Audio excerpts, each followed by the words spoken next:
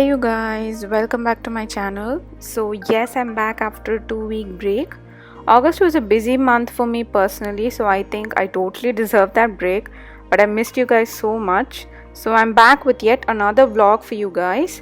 In this vlog, you'll be seeing what a typical weekend day looks like for me. So without further ado, let's get into the video.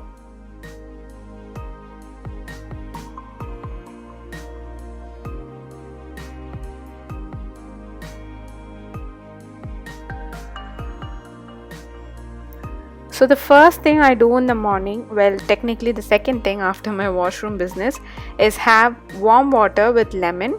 I've been having this I think since I was in 10th standard. I also used to add honey, but since I'm intermittent fasting now, I stopped adding honey to my water. Similarly, Gautam has apple cider vinegar with a glass of water every morning. Lemon water on an empty stomach cleanses and detoxifies your system and also helps in flushing out toxins from your body. And since it has a lot of vitamin C, it also boosts your immunity, so why not, right? The next thing I do is head to my room and check my phone. I forcefully stopped the habit of using my phone the first thing in the morning. I used to be one of those million people who take their phones to the washroom as well, but now that's all gone. So now I only start using my phone once I'm done with all my morning chores and sit down to enjoy my lemon water.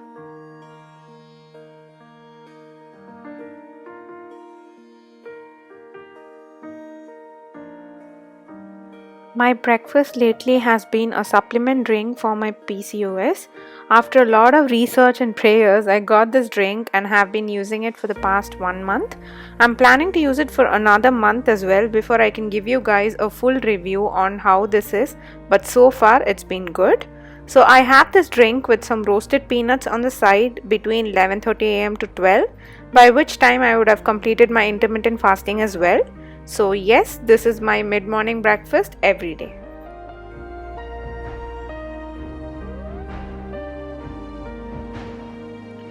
So since it was a weekend, I decided to make some fancy lunch. I'm making Raddish Paratha and Palak Paneer. All the ingredients and their measurements will be mentioned in the description box below, so don't forget to check it out. So in a mixing bowl, I've taken some atta and added the required amount of salt and maybe half a teaspoon of ajwain seeds. For some additional flavoring, I'm going to blend some coriander leaves, some green chilies and maybe 3 to 4 pods of garlic. Just adding a little bit of water and gonna make a paste out of it. Now add the ground paste to the atta that we've kept ready.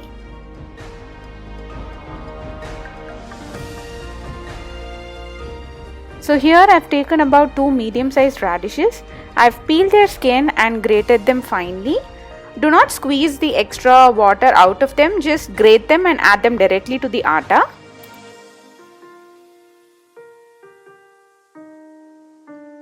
Do not add water immediately, just start kneading the dough and the radishes will release more water. So once you feel there is a need to add more water, just sprinkle some water and just make a dough like we make a regular chapati dough. So once it comes to a dough-like consistency, just apply a little bit of oil so that it doesn't dry out.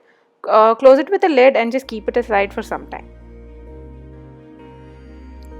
Next, for the palak paneer, I have taken about a bunch of palak that I've cleaned, washed them twice and I've kept ready. So now in some boiling water, I'm just going to add the leaves and blanch them maybe for about 1 to 2 minutes. This is to cook the leaves as well as to retain its color. So once you're done blanching, we're just going to make a paste out of it.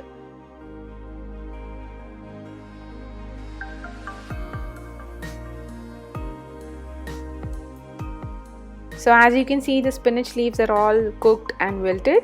So what I'm going to do now is strain them out of the water and put them in a mixie jar.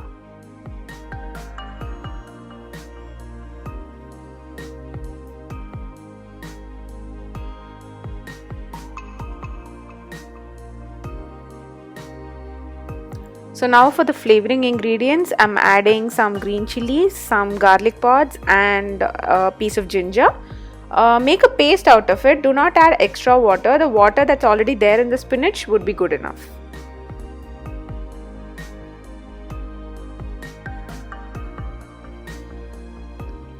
So next, in a hot kadai, I've taken about a tablespoon of butter and also maybe 3/4 of a spoon of some oil. Once the oil and butter is hot enough, I'm adding about a teaspoon of jeera. Once the jeera has spluttered, I'm adding in about 1.5 onions that I've finely chopped.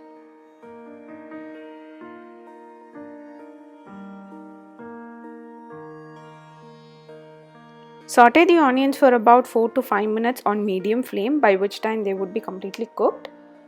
After that, I'm adding in about 2 small sized tomatoes that I have finely chopped as well.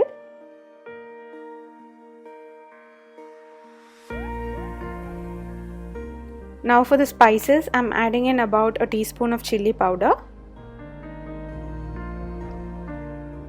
some turmeric powder, about half a teaspoon of coriander powder, a teaspoon of garam masala,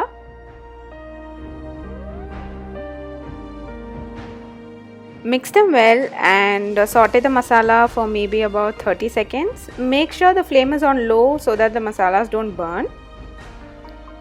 Cover it with a lid and let the onion and the tomato mixture cook for about 5 to 7 minutes on low flame.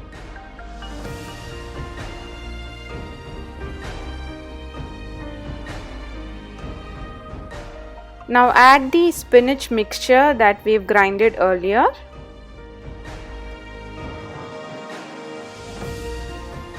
I will also be adding some water to adjust the consistency of the curry according to my liking.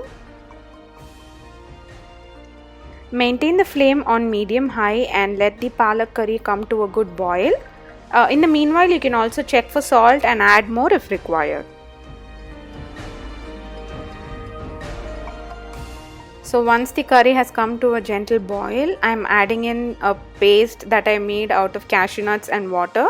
So usually you can add fresh cream, but since I did not have that and I still wanted to give some richness to the curry, I am adding this as a substitute.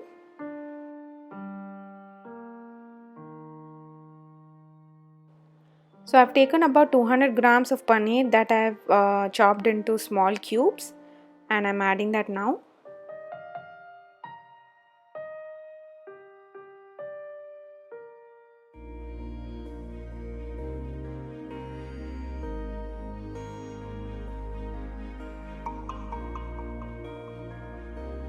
Give it a good mix and let the curry come to a gentle boil for about 5 minutes.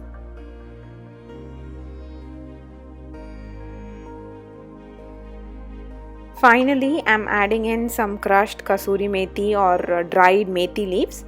It's not necessary you have to add it. I had it, that's why I added it. But please don't add the chopped coriander leaves. I don't think that's gonna go great with this dish.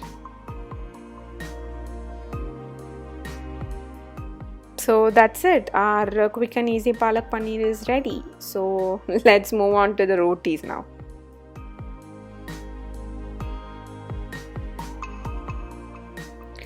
Please excuse the messy counter, but just make the parathas like how you'll make a normal fulka or a roti.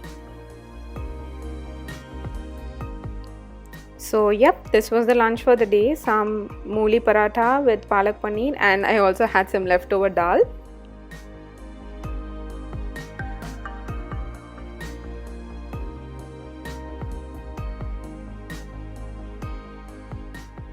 It's okay to sometimes indulge yourself to some special treats, and I love making these homemade popsicles for my boys and myself.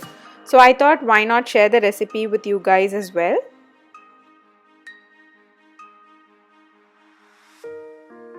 So in a blender jar, I've taken 1 ripe banana. Please make sure that the banana is ripe. The riper the banana, the sweeter the popsicles are going to be. To which I've added about a teaspoon of cocoa powder,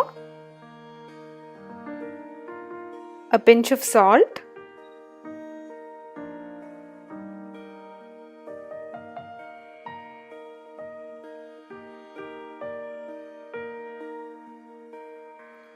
some honey for more sweetness,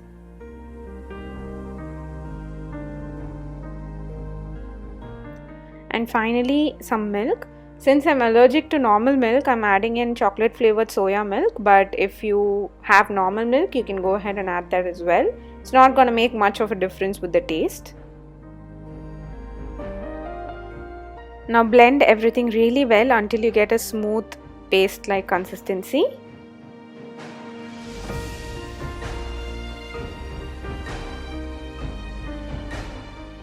Now all I'm going to do is pour this mixture into the popsicle mold that I already have. If you do not have popsicle molds, no problem. You can just add the mixture to a box and put it in the freezer for maybe 6 to 8 hours and you will have a nice chocolate flavored ice cream. So the quantities I've mentioned here will be good enough for 2 popsicles. So if you want more, you can just adjust the quantity of the ingredients accordingly.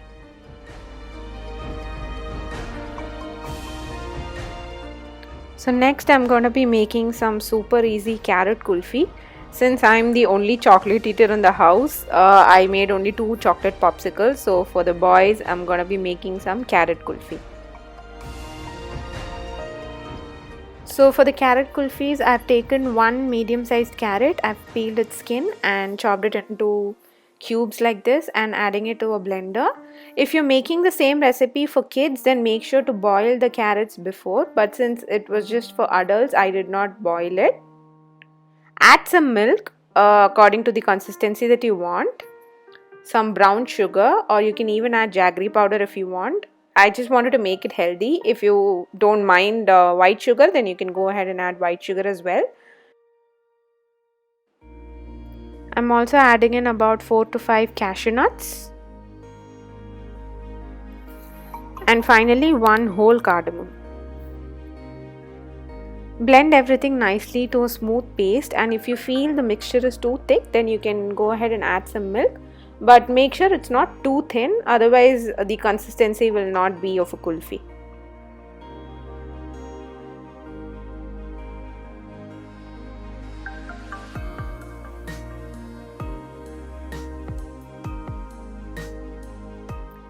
This seems to be the perfect consistency. Make sure it's not too thin, otherwise we won't be getting a creamy kulfi.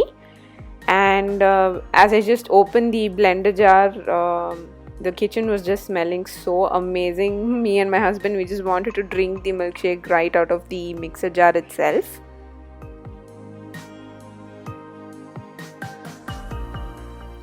Now all that's left to do is pour the mixture into the popsicle molds. Freeze them for about 4 to 6 hours and they're going to be ready. So that's all for this video. I hope you enjoyed the video, and if you did, then give it a big thumbs up and do share your comments below. How the popsicles turned out will be included in my evening routine video next week, so do check it out. Make sure to subscribe to my channel and press the notification bell to get notified on my upcoming videos. Follow me on Instagram as well. The link will be given in the description box below. Come back next week for more amazing recipes. So until then, it's bye from Pooja. Bye.